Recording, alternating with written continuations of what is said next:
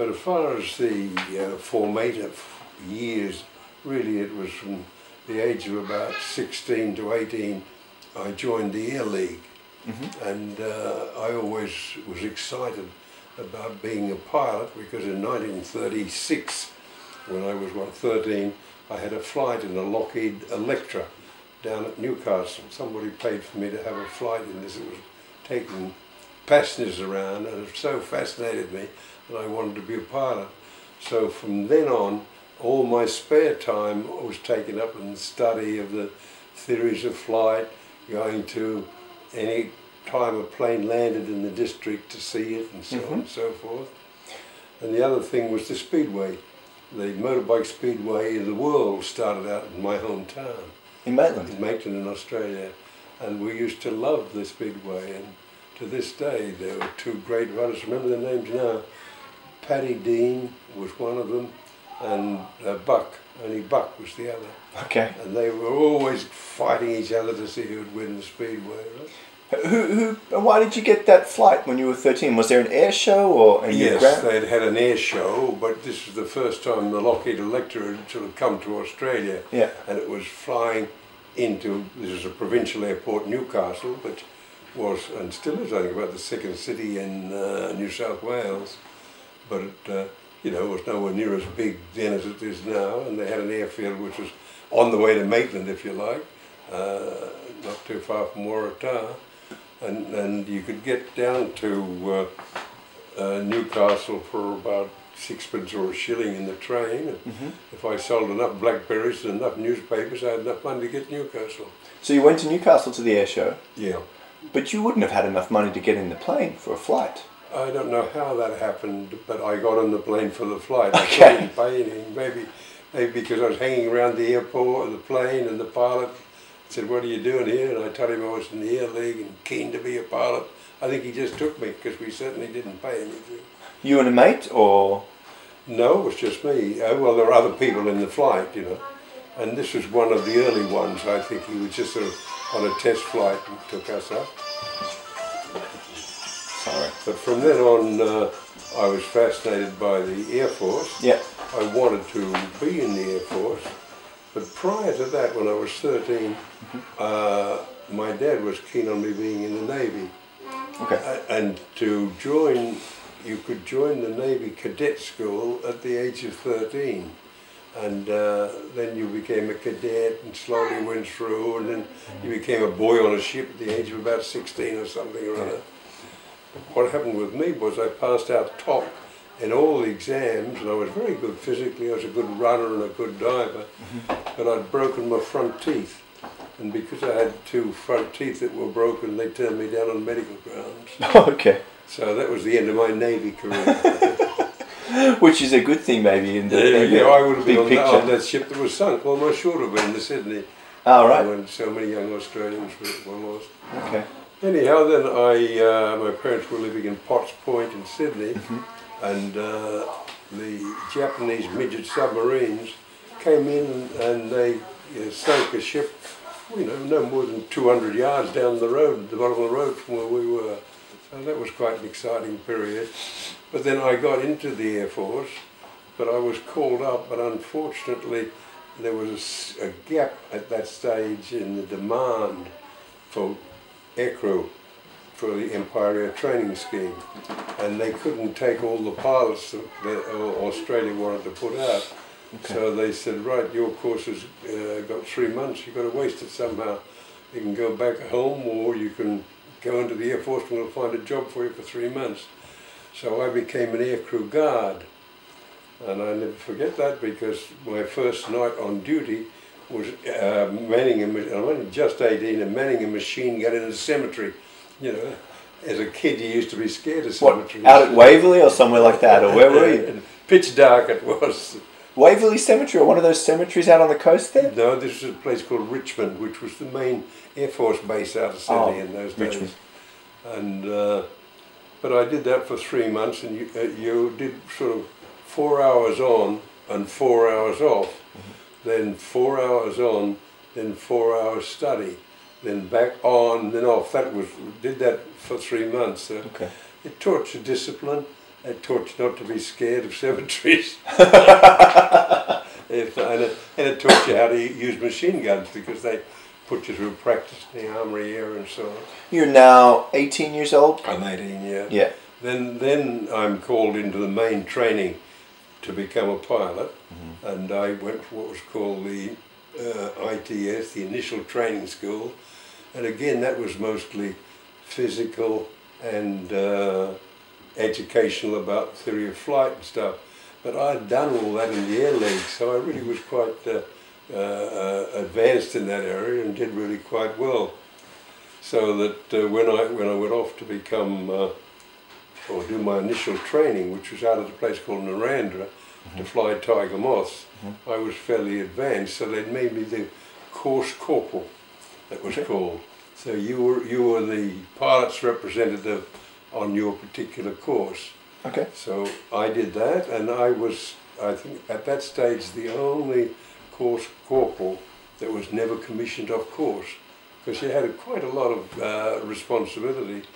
But what happened was we had a new group captain. He built a taxiway in the airport, and unfortunately I taxied when he thought it was downwind. There wasn't any wind at all, and he pulled me up and sentenced me to supposedly a weekend of leave, in which I was a good runner. I was to run in the local Riverina district and the mile, right? What actually happened was, he said, you were going to clean 6 Wirraways. And I'd gone from the Tiger Moths to the Wirraways, right? So I worked like Billy-O with kerosene in the cold, cleaning these Wirraways. When that was done, all night long I worked at it. I went to the orderly officer and said, look, I've done my job. I was supposed to clean 6 Wirraways. It's this long weekend. I'm running in the mile for the Red Cross.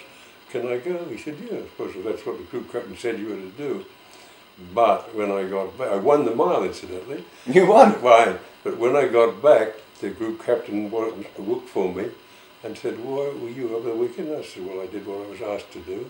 Then I went off and won the mile for the Air Force. He said, you were told to stay here the whole weekend. He said, that's the end of your commission. So I became a sergeant. And then I sailed across to America, first of all, in a ship called the Monterey. There were American President lines, the Monterey and Mariposa. And we went through the Panama Canal. And because of the Japanese submarine threat in those days, you took a very southerly route along the roaring 40s, and the ship rolled like mad, particularly when we turned north, then up towards the Panama Canal. So that was an exciting period, and it was exciting for a young bloke to be going through. Then anyhow, time comes to join the war. I'm 18. By this time, I'd left school when I'd finished my leaving certificate. I was still quite young, I was only just 17. They wouldn't let me go into the Air Force till I was 18. When my 18th birthday came around, the authorities in the bank said, this is a reserve job, you can't be released. And I said, don't be silly, I'm working in a bank. I've trained all my life now to be a pilot, I want to go and be a pilot. Oh, no way. So I said, if you don't release me, I'll go and join the army. And they said, you can't do that, so you wait and see. But as soon as I really threatened like that, a couple of months later they arranged a release, and I went off and joined the Air Force. And I think I mentioned to you, I trained on Tiger Moths in Narendra and Wirraways in Quinte, and then took the American ship across through the Panama Canal. This would be in 1943.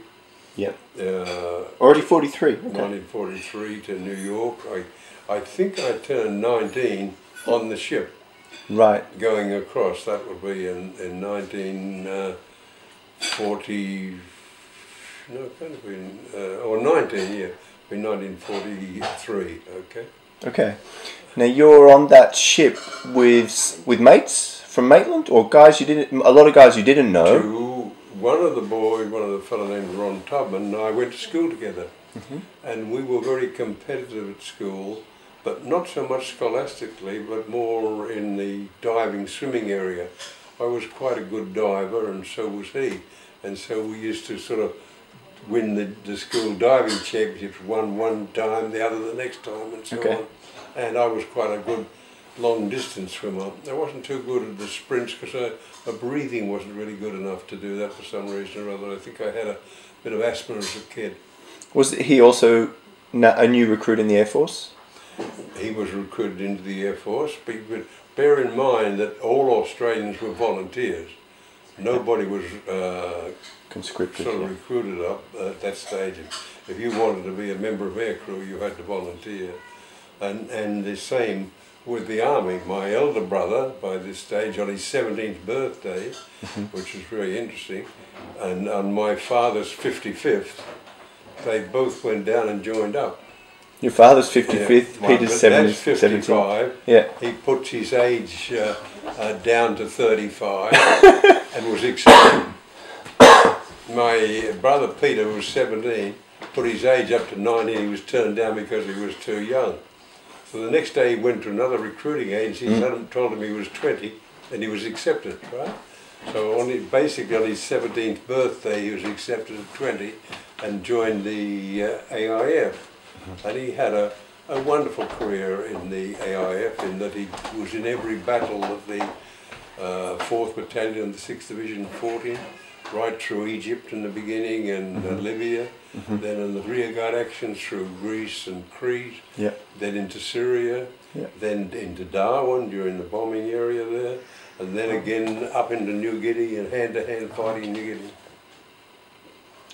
My younger brother, on his 17th birthday, joined the Navy, and he was on a corvette called the Broom, and he stayed the whole of the rest of the war on convoy duty and general patrol duties as an Aztec operator. That's anti-submarine operations. Okay. So you're on the boat. You're crossing the Panama Canal off to New York. Yeah, well, we went through the Caribbean, whichever way you want to call it, and we had a couple of submarine scares because the U-boats were operating that stage. The Battle of the Atlantic was a very, very scary time. Mid-1943 now. This is 1943, right? Yeah. Many, many ships being sunk. But however, we got to New York and we were stationed at or just near Rye, which is New York, a lovely place, Fort Slocum it was called, beautiful permanent training base. And we went into New York, and I went to Radio City Hall and met a couple of girls there, and they took us to their homes. So they're all very pleasant. We went as a group, you know, we weren't individual. But then when we came back, we were going to the port to get on our ship. It was sunk by a submarine. Oh. So they had no ship for us, so we had to go up, and we stayed at a Royal Navy base up near Peekskill, up the Hudson River, not too far from, what's that famous jail? Sing Sing. Okay. Anyhow, well, after about 4 weeks or so, we got on the Queen Elizabeth. And because we were pilots, the three of us, Jeff Jones and Ron Tubman and I, we were given a duty, and it was airplane watching, which meant we could be on the bridge. And if you can remember the Queen Elizabeth, there's the bridge and there's two little islands out on either side of the bridge. And we used to stand there, so it really was quite a wonderful voyage across the Atlantic on the Queen Elizabeth with access to the bridge the whole time. We landed at a place called Greenock in Scotland. No scares on the way across? Not that I know of. Remember that this was one of the fastest ships sailing in the Atlantic. We sailed a zigzag pattern all the way across the Atlantic, and the subs couldn't keep up with us. So provided you could stay on the zigzag, they could never really aim. It would have to be a chance shot to hit you. So anyhow, we got into Greenock and then caught a train from Glasgow down to London and eventually to Brighton. Is this September 1943 now? This would be in probably August 1943. So then we went there, and I'll never forget to this day, we're all hauled up in front of the wing commander who controlled the particular place we stayed at. We were living in the Grand Hotel in Brighton, which became famous later on because that was where Margaret Thatcher was when they tried to bomb her, and I was living on the same floor and the room that she was bombed in. No way. Tried to bomb her. But anyhow, what actually happened was that they called us in and said, "You trained to be fighter pilots? Who wants to be a fighter pilot?" Everybody puts up their arm because we all wanted to be Spitfire pilots, you see. And he said, "Well, those of you that want to be Spitfire pilots, we've got no space for you, so you'll have to go and work into a control tower for about 6 months, then we'll have a look at it again." And some bloke in the back said, "Well, what's the alternative?" He said, "You could be bomber pilots." And I, "Oh, what does that mean? When can we go to that?" I said, "Tomorrow." Because the Bomber Command were losing a tremendous number of crews at that particular stage, and they wanted them as quickly as they could train. And we then had to convert from single-engine aeroplanes to multis. So I went up and was stationed near Rugby at a place called Church Lawford, and I flew airspeed Oxfords initially. Then I went to what's called an operational training unit, where I flew Wellingtons, and then I went to a heavy conversion unit, where I flew Halifaxes, and then I went to a Lancaster finishing school, where I flew Lancasters. Then I was posted to my squadron. Did you have any? Did you have any doubts or second thoughts, or there was no question about being there? And no, bear in mind that I'm 19 years of age. It was tremendously exciting. You were seeing new countries. You were with a bunch of people you loved to be with, and at the age of 19, to be in charge of a big aeroplane like a Lancaster, and to be responsible for the lives of your crew was quite meaningful. However, I then went on to operations, and the first trip I did was to Kiel, and it was a heavily defended German target, and it was very scary. And I think one of your questions said, "Were you ever scared?" Well, I was scared that night. The planes going down as they exploded. It's a tremendous thing to see an aircraft just explode, giant flames all around you. And then when you got hit by flak, if it was real close, you could smell the cordite, the shells going off. So that scared you a bit, but as you developed more and more experience, you became more and more confident. And what your only real fright was, that you would let your crew down, that you wouldn't be able to meet the demands that was made on you to keep them alive. For example, I did a raid on Stettin, which took nearly 10 hours. You have no co-pilot. You've got to fly the plane all the way there, all the way back, through all the German defences. And if I make a mistake, I've not only lost my life, but I've lost the life of all my crew. what kind of decisions are you making when you're flying from the UK across to the continent on a bombing run? Well, the decisions you make is to get to the target on time, to hit the aiming point and get home. Okay. They're the three main decisions, but every now and again you'd run into a situation where you'd find out flak or searchlights in a new area. And of course at this stage I met with my wife-to-be, who your grandmother, and she was an intelligence officer. And she really affected my life quite a lot, because she was extremely beautiful, and I was very young. She was a little bit older than me, but you know, in those days my wife always was a very elegant and a good person. There was no immorality or anything like that involved, like you read about. We didn't behave in that fashion at all. We treated women with tremendous respect, and they treated us the same way. Of course, you were highly thought of, because all the people on the station would come out to see you and wave you off when you went off for a raid. And the average tour, I think, was 30 trips, and then you finished, but probably only 6 trips to 15. If you got through 15, you might get to 30, but most didn't get through that. Roughly 60% of all the people that flew in Bomber Command were either shot down and captured or killed, right? If you go back through all your battles and all your wars, there's very few battles where those odds came in. But we just didn't do it once. In my case, I did it 60 times. I did 60 operations, so I had lots of chances of being killed. So your concentration was not on being scared, it was being as good as you possibly could at your job, right? And as skilled as you possibly could at your job. However, I got through the war, got a Distinguished Flying Cross. Perhaps I should have got more, and I think I would have, because I was asked to be the flight commander on the Tiger Force Pathfinder Squadron going out, and the wing commander said to me, well, we want you to be flight commander on our Pathfinder Squadron going to the Pacific. I said, oh, I can't, I'm going to get married on the 20th of June. Oh, you'll have to put that off. I said, oh, I'm committed. He said, take your pick. It's a squadron leader's job with another DFC or a wife. What do you want? So I said, I'll take the wife. But I didn't think, of course, that the war was going to end. And I thought, you know, a couple of weeks would go by and I'd be back in there and all that kind of stuff. The bombing campaigns that you were part of were a significant part of the Allied strategy to win the war.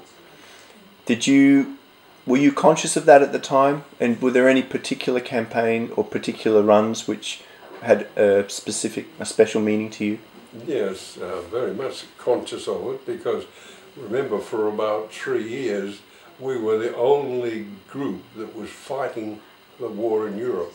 I was in Bomber Command, and the fighting going on in the Pacific against the Japanese, and of course in the Western Desert against the Germans, wasn't in Europe. So we're the only ones that were carrying the war to Europe. But we had a gentleman, he was a group captain, his name was Hamish McHattie. He was a famous Scotsman who was a pathfinder, and he used to go around the squadrons and try and get the best crews to come to pathfinders. And of course the wing commanders of the squadrons wanted to keep their best crews. They didn't want them going off, right? But as soon as I heard him, I said, that's for me. This is going to be my career. I want to be a pathfinder. That time we'd done about 19 raids, so we only had 11 more to do. We could have finished the war, as far as we're concerned. None of my crew wanted to go to Pathfinder. I said, we've only got 11 trips to do, and if we can get through them, we're alive. If we have to go to Pathfinder, we've got to do that 11 plus another 15 at least on top of that. Anyhow, that night, I think it was the first night that my wife went out with me. She wouldn't go out with the fellas because, you know, you had to preserve, I don't know what it was you had to preserve, but in any case she didn't want to be seen as somebody that went around with anyone. But she went out with me, and the wing commander was very fond of Pat, and he'd asked her out often, and she wouldn't go. And the next day he came to see me. He said, you took Section Officer Good out last night? I said, yes, sir, I'm very fond of her. She's a lovely person. So you know that application of yours to go to Pathfinders? It says you can leave tomorrow. So I went to my crew and I said, that's been approved. We can all go tomorrow, or I can go. It's up to you. You can get yourself a new pilot and I'll find a new crew down there. And they got together, had a meeting. They said, no, Skipper, we've got through this far with you. We'd like to stick with you. Did you just say it to them like that, or did you try to convince them? No, I don't think it was necessary to try and convince them. If I said something, you know, I meant it. That's all there was. There's no selling involved. I thought, I'm going to, I've always been like that. I think everything through, and I think I make what I consider to be the best decisions from the organisation with the facts I have, and it suited me, and I think it suited the crew. Every one of my crew were decorated, which was quite something. Every one of them were alive when the war ended. So maybe the decision was the right one. We could have stayed on and been killed the next flight, you know. And the commander approved it so quickly because of a certain because I took Pat out. I'm absolutely sure of that. He wouldn't own up to it, of course. I'm absolutely. It was just too big of a coincidence. So you joined the Pathfinders. Now we're in They're still in 1944. Early 44. Around the time of D-Day. Ah, okay. Yeah. And then what I did was I completed the 45 trips, which I could have continued to go. All but 2 of my crew quit at that stage, you know, because they said that we've had enough skipping. A crew was 7 men? 7 probably at that time, 8 a little later, because I became a master bomber crew, and we carried a special visual bomb aimer that flew with me at that stage. But the crew mixed. I had a mixed crew. I had 2 Australians. I had a Geordie. I had a fellow from Durham. I had a chap from London. I had a flight engineer who came from Wales, and a rear gunner came from Scotland. You felt that being a pathfinder was your destiny? No, I don't suppose I thought of it as a destiny point of view. I thought it was the highest achievement you could make as a person in Bomber Command, in the Air Force, and that's what I wanted to be. I wanted to do the very best job I could do. And incidentally, I carried that all through my life. Even now, at 91, I still feel that I want to do the very best thing I can do. And obviously, it's probably evidenced in the way I've been looking after my wife. But it's that's a different story, that one. Yeah. Anyhow, so the war ends. Wait a minute. Qantas rings me up. Okay. Go on, no, you wanted to. No, I do want to ask you about if any of the bombing raids as a pathfinder or not as a pathfinder stick in your memory as particularly interesting or dramatic. Scary, or scary. Many of them were like that, but we did a tremendous number of raids on the Ruhr. Places like Dusseldorf 4 times, Cologne 4 times, Essen 4 times, Duisburg 4 times. These were all extremely well defended, so there was a tremendous amount of anti-aircraft fire at that stage. But beyond the Ruhr, not too far beyond, is a place called Stuttgart. And every time I went to Stuttgart, it was scary as anything. And one time I got back, I had 272 holes or dents in the aircraft from fighters and flak, you know, so that was a bit scary. And you know, you could smell the darn shells exploding around you. There was another one which was fairly scary. It was a deputy master bomber on a place called Plauen, which is sort of southwest of Berlin, southeast of Berlin, not too far from Leipzig. And we were coming into the target, and the cloud started to pick up, and the master bomber called to me and said, I'm a bit scared. Well, he didn't say those words, but he said, I want you to go downstairs and find out what the cloud base is and see if there's a better height to bomb. And as I was quite close to the target, I had to put the undercarriage down and full flap, and that slows your forward speed down and you glide like a brick. And I'm coming down like this, feeling tremendously vulnerable, getting lower and lower, and I started to break through the cloud at 10,000 feet, and then at 8,000 feet it was clear. So I called him up and said, 8,000 feet is perfectly clear to bomb. But by that time, many of the main force were getting there. They weren't about to come on down. But luckily, I was able to put my markers right on the aiming point, and so were some of the others, so that the flares could show through the cloud, and they were able to bomb on it, and we still had a highly successful raid. One of the things I noticed particularly, and it's still almost every night flashes in my eyes, I saw a train jackknife. You know, sometimes you see buses in 4 wheels jackknife. This thing jackknife was up near like that. It must have been an ammunition train, because there were a couple of freight cars or carriages, whatever, like this, like a giant V in the air with this tremendous explosion underneath it. Just below you? Yeah, just, I'm sure we're hit by a couple of cookies, a couple of 4,000-pound bombs, and set off the ammunition, or at least the explosives that were already in the train. But you see, as a master bomber or a deputy master bomber, you would orbit the target for anything up to 25 minutes. And, you know, to be over a target for 25 minutes in itself was quite a scary deal. Another one I did, I was on Munster, I was the deputy master bomber on that, and this was a daylight raid. And you could see more, you know, I noticed a couple of Halifaxes were shot down just next to me at the same time. And you could see them just exploding like that, you know, right alongside you. Also, when I was running in on the bombing run, you know, your job is to put your marker on the aiming point, because it depends where your markers were where the main force bombed, right? So either a primary visual or the deputy would have to make sure where he put his target markers, and bombs which occurred as well.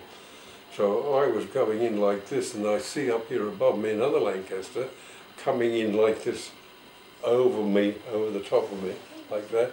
And I thought, my God, he's going to release his bombs right on top of me.